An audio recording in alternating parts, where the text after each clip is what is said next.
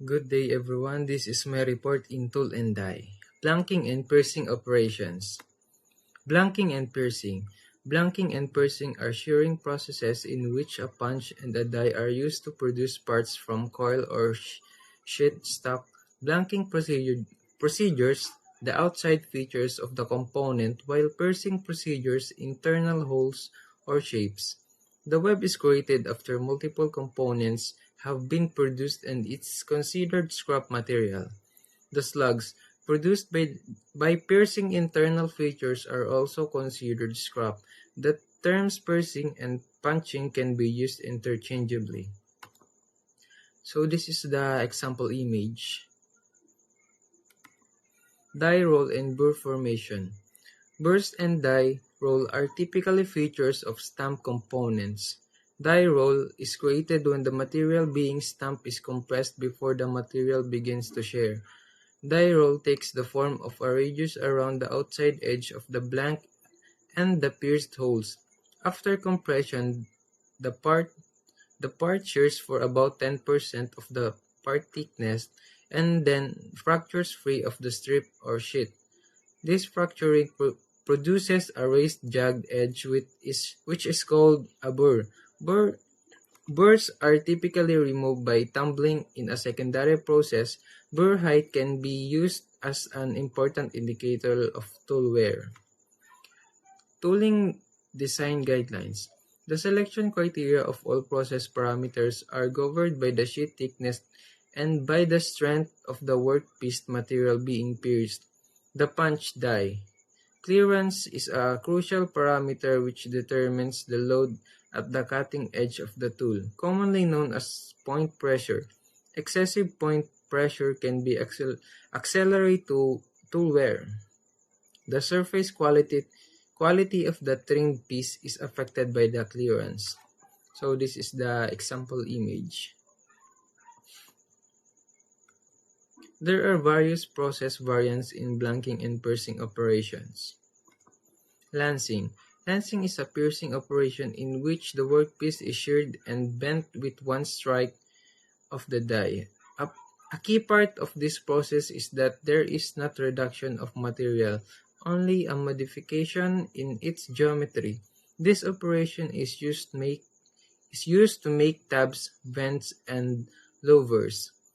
The cut made in lancing is not a closed cut, like in perforation even though a similar machine is used, but a side is left connected to be bent sharply or in more of a rounded manner. Notching. Notching is a piercing operation that removes material from the edge of the workpiece. Nibbling. The nibbling process cuts a contour by producing a series of overlapping slits or notches.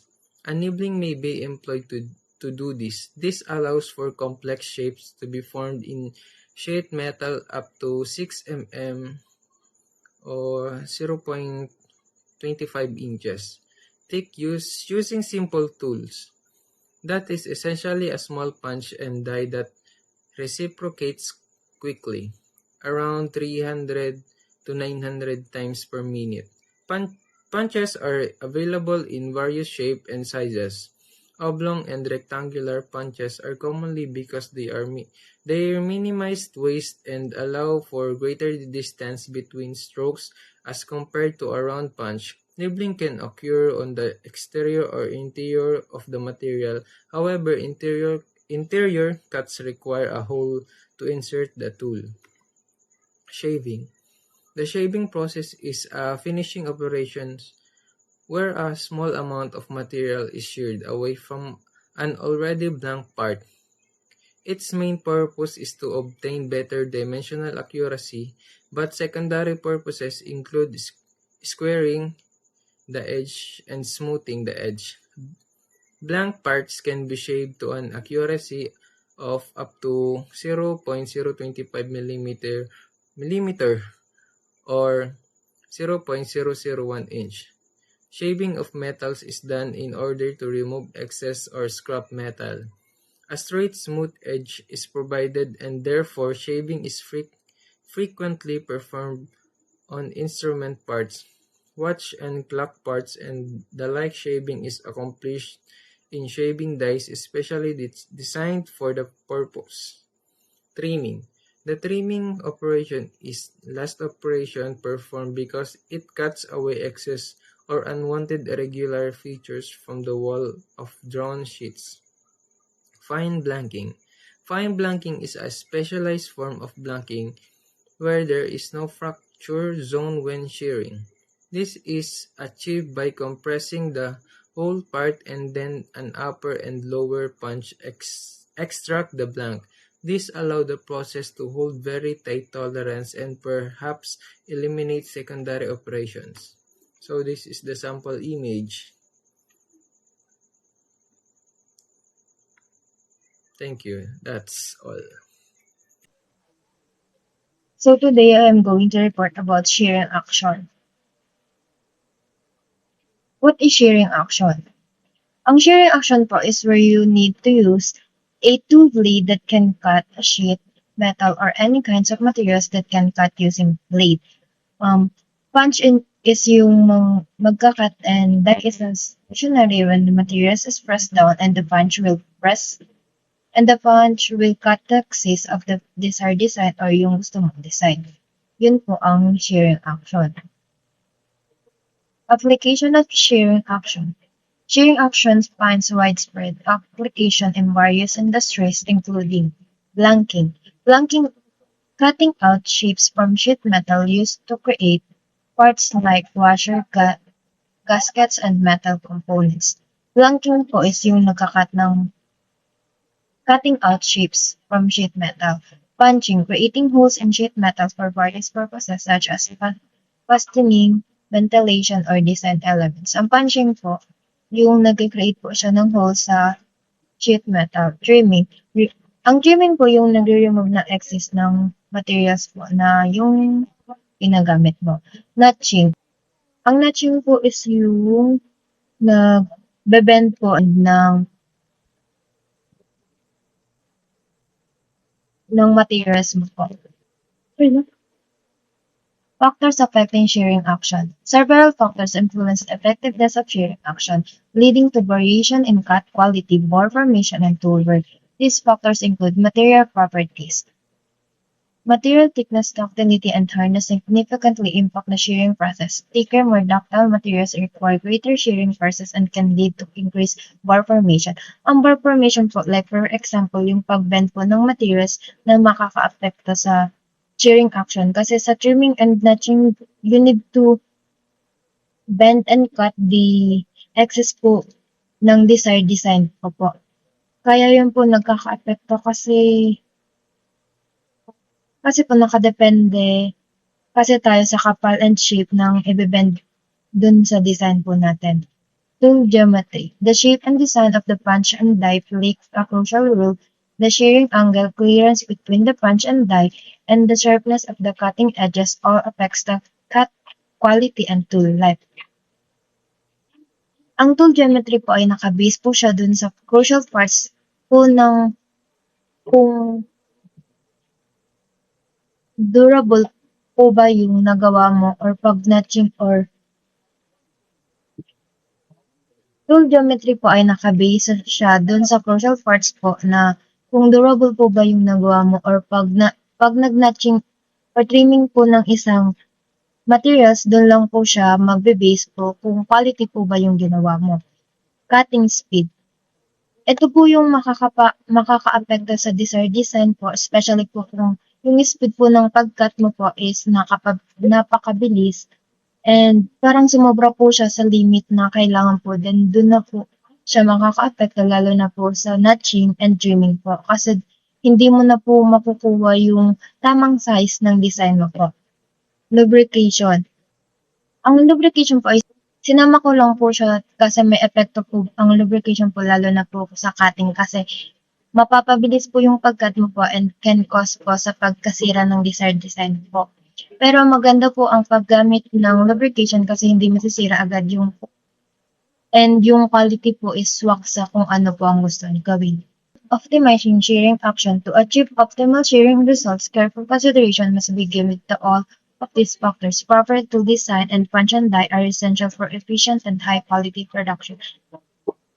Dito po ay kailangan mo po yung consistent and may tiyaga ka po sa ginagawa mo po to precise your work or desired design po para maging maganda yung kakalabasan ng ginagawa mo. Characteristics of material after blanking or piercing. First is the edge quality. The cut edge after blanking or piercing typically consists of 4 zones: the rollover, burnish, fracture, and burr. Rollover is the initial deformation that occurs due to the punch force. Burnish is the smooth area created by the close contact of the punch and die. Fracture zone forms where the material begins to separate. The burr is the on the exit side of the sheet and may require deboring for smoothness. Next is the material hardness and grain structure. The shear action hardens the edges through work hardening, increasing the material's hardness in the affected area. The grain structure along the cut edge may become deformed and microscopic cracks may be present, reducing fatigue strength. Next is dimensional accuracy. The quality of the blank or pierced part is influenced by the punch and die clearance.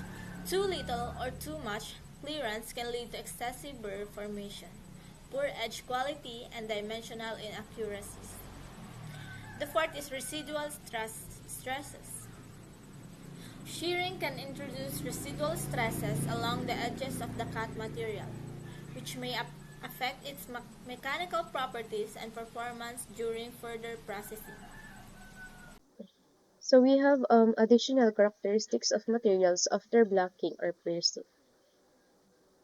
We have optimum cutting clearance, excessive cutting clearance, insufficient cutting clearance, and misalignment between punch and die. First one is optimum or proper cutting clearance. So this indicates the ideal gap between the punch and die, resulting in a clean and precise cut. So the cut the cut pieces is formed under ideal. So here in the blank or slug, the cut piece is formed under ideal condition. Sa edge radius, a rounded edge forms during the initial shearing phase. Sa cut band, the final cut region is a result of the second stage of shearing, typically about one-third the thickness of the original material. Next is excessive cutting clearance. So this section indicates that the negative consequences of using too much space between the punch and die. So the material and deformation, the excessive space causes the material to deform rather than cleanly cut. Sa largest radius, the rounded edge is excessively large and doesn't blend smoothly. Sa irregular break, the cut edge is uneven due to tearing. Sa burr formation, material is forced into the gap, creating burrs on the cut edge. So, in complete fractures, a clean break is not achieved due to the excessive clearance. Next is insufficient cutting clearance. So this section naman details the issue arising from having too little space between the punch and die. So wider irregular cut band. So the cut area is wider and more uneven than with optimal clearance. Sa multiple cut bands, the material may show two or more separate cut regions, indicate severe friction and incomplete shearing. So the resistance of the material to fracture is increased. So the material becomes harder to cut cleanly due to increased friction and deformation. So burrs appeared on the cut piece due to compressive forces from the tight fit between the punch and die. Next is misalignment of punch and die. So this section naman focuses on the consequences of punch and die for not being properly aligned. So, cutting characteristics indicates whether the punch and die opening are in accurate alignment. So the nature of the cut reveals whether the punch and die are aligned correctly, and an even cut indicates misalignment. So value to tool and die makers. Observing the cut helps tool and die makers ensure proper alignment during setup. So detection and correction of misalignment. Examining the cut allows for the detection and correction of misalignment issues throughout the die's lifespan. Magandang hapon po. Ang topic ko ay patungkol sa tool and die life. Tool and die life refers to the lifespan or durability of tools and dies used in manufacturing process. It encompasses various factors influencing their performance, maintenance, and replacement. Ang tool and die life ay ginagamit sa manufacturing at mga metalworking processes, kung saan ito ay made from high carbon steel. May factors affecting tool and die life. Ito ay material being worked, kung saan the hardness, toughness, and machinability of the material being worked directly impact tool wear. Ito ay nakadirect and impact ng tool wear at ang mga harder materials like hardened steel ay nag-cause more wear on cutting tools. So may tinatawag din tayong tool and die design. The design of a tool or die plays a crucial role in lifespan. For example, the geometry of a cutting edge, the use and wear-resistant coating, and the selection of appropriate materials all contribute to its durability. So, ang tool and die design of a tools and dies plays reflection ng crucial role sa lifestyle. Example, sa geometry of a cutting edge. Operating condition. Cutting speed, feed rate, and coolant usage all significantly affect tool wear. Higher cutting speed and feed rates generate more heat and friction, leading to faster wear. Coolants help to reduce heat and friction, but the type and application method of the coolant can also impact tool life. May tinatawag din tayo maintenance practices. Proper maintenance is essential for extending tool life. Regular inspection for wear and damage. Proper lubrication and cleaning are crucial. Sharpening or regrinding cutting edges can restore tool performance and extend their lifespan. Common functions of tool and die. Cutting, removing material from a cutting tool or die. Sharing, cutting sheet metal into specific shape. Punching, ang punching is siya yung nag-create ng tools in sheet metal. Milling, removing material from a workpiece using a rotating cutter. Turning, shaping a workpiece by rotating it against a cutting tool. Tool and die are used to shape materials by removing excess material. Ang shaping, siya yung typically made with specialized shape or patterns na nakadesign sa pag-create ng mga shape.